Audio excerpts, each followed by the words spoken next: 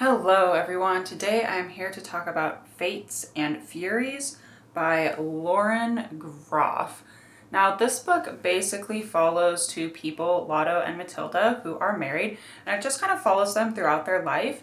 I wouldn't say it's like an action story or an adventure story or even like a thriller, though towards the end I was like, oh my gosh, what is actually happening here? So I really enjoyed it. I feel like this book was unlike anything I had ever read before. It was just written differently, like very straightforward, very like succinct, kind of like sharp sentences and writing that just like I said, just like straightforward and made it so different than anything ever before. And it's sorry, I know I just said that. It's split into two parts. The first part is basically Lotto's life, and the second part is basically Matilda's life, but also everything she goes through with Lotto, her husband.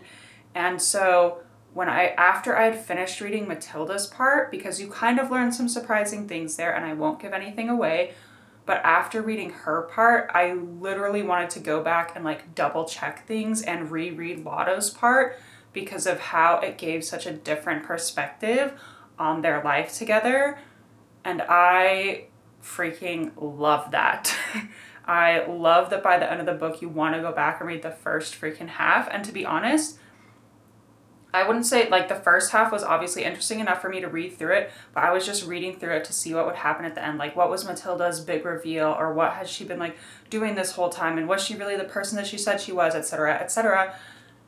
And so once it got to that, I just like ate her part up, just like one after another. I even went on a camping trip. And to be honest, once it gets dark, when I'm camping by myself, I'm kind of like, yeah, I'm just gonna stay in my tent. I'll go out to do like some astrophotography photos and stuff like that. But otherwise, I just kind of chill around my campsite when it's dark. And I always bring books because of that. And so I just freaking read like the last 100 pages of this book the first night I was camping because I just had to see what happened at the end.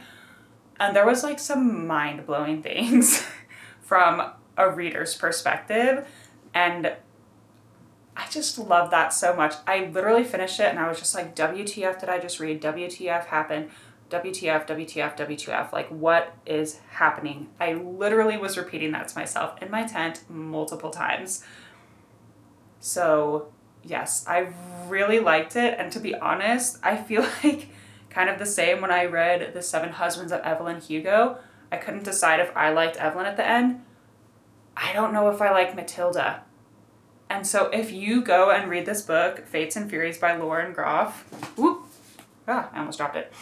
Please let me know what you think of Matilda because, and like I said, I don't want to give any spoilers away, but I'm either like, she either sacrificed everything or she's just evil and manipulative. So, and that's all I'm going to say. And I feel like you kind of get that from Lotto's point of view as well, but not 100%. Like, it was just really good because Lotto just loves his wife and thinks she's absolute perfection, and nobody's perfect, you know? And so I highly suggest it because, like I said, it was not an action, it was not a thriller, it was not, like, I guess there's a bit of mystery, obviously, from Matilda, like, who is she, like, really, and what is her backstory and everything, but it's just not like your normal book where there's, like, this overarching plot. It's just going through their lives, so I guess it's like a slice of life book, and we're just following them through, like, their ups and downs, and by the end, you want to read the first half again to see how everything fit in, is all I will say. And I couldn't decide if I was going to keep it. Like, do I really need this book? It was so strange and so weird. But now I definitely am, because I do think I want to go back and reread Lotto's part. Not right now. I'm reading other books right now, but I kind of would like to actually go back. And I did go back that night in my tent and double check like a few little like portions of the book where I was like, did it really connect to this and this and this and that and that? And I was like, oh. So I actually highly suggest Fates and Furies by Lauren Groff just for that, like, what the heck did I just read by the end, like, feeling. It's definitely different, definitely written differently, not your normal, like, there's a plot where it's, oh my gosh, the denouement and everything, and holy crap, the big, you know, and then everything coming down, or like the climax and then everything resolving or whatever. But like, I really liked it just because I like reading different things. I like reading kind of whatever comes along. So this was another one that I just found at like that little free book library place, you know, that they have in some places where you can just leave and take books, and freaking great. I'm loving this little free library thing where and I have left books there too, and I take a lot and just bring some back if they're all right. But I think this is one that I'm definitely going to keep, and I'm very, very happy that I found it and took it, because at first it was like the romance, every story has two sides, the relationship, the perspectives, and I'm like, I'm not really into romance. I'm not really into like the whole, oh, every story has two sides, you know, like, which they do. Like, I'm not going to lie, like, that's true. But from a romance perspective, I was like, eh. And then it wasn't even, like I said, it wasn't even really a romance either. There's definitely a lot of romance in it. And if scenes of sex make you uncomfortable, maybe don't read it. It wasn't super graphic. It wasn't anything where I was like, oh my gosh, I can't read this. But there were some like sex scenes in it. So if that's going to make you uncomfortable, don't read it. But yeah, that was The Fates and Furies by Lauren Groff. I completely forgot to think of a question for this, but Lotto is a playwright in the book, so I will just say, what is one of your favorite plays you've ever seen? Which is hard, because I like to go see live performances, and I love live performances, but one, I'm going to actually mention two that have always stayed with me. One is The Crucible. I saw it at BYU, and it was in this really small stage area where basically everyone sat around the edge, and there was maybe a 20 by 20 foot square in the middle where all the action happened. And so it was a really kind of low budget production, but like the props that they used for the witches and the way they did everything was awesome. And, oh wait, hang on.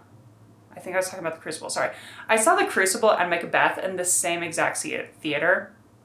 I'm losing my mind right now. I'm sorry, guys. I think it's the heat. It's 106 degrees outside right now. My brain is just melting. So let me start over.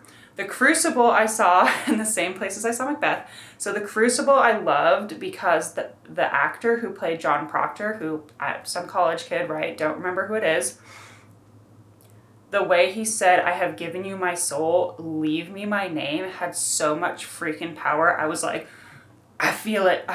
Like, it was so well done. And then in that same venue with like the 20 by 20 square, we're all sitting around, I saw Macbeth. And I'm not like a super huge big Shakespeare fan. I think some of his plays are okay. I think some of them are super boring. But I also think you do need to see them live because, and I have never read Macbeth, but I saw it live, and this is going to bother me because I can't remember it. I'm pretty sure, because I don't remember the characters' names except for Macbeth, I'm pretty sure it's Macduff who kills him after Macbeth has slaughtered his family, and, you know, he's like, oh, I wasn't born, I was ripped from my mother's womb. I'm pretty sure that's Macduff. Don't quote me on that. Like I said, I've never read it, and I saw this play once. But when he screamed when he heard that his family had been slaughtered, or whichever character it is that does that, once again, it was like the power of, like, I felt it, like that actor just, like, he was screaming as if his, like, actual family had been slaughtered, and it was so good. So those two small productions of Macbeth and The Crucible, both in those little stages, were super great. I loved how close I was. I loved that even though there wasn't much there, the actors just brought it to life so much that you could believe it, even though there wasn't all these amazing sets and pieces and stuff, which I have seen Broadway, like, plays, and I've seen plays at Vegas casinos, and so they put on, like, a fucking show with... I'm gonna bleep that out. They put on a show. I'm so sorry. I try not to swear in these videos.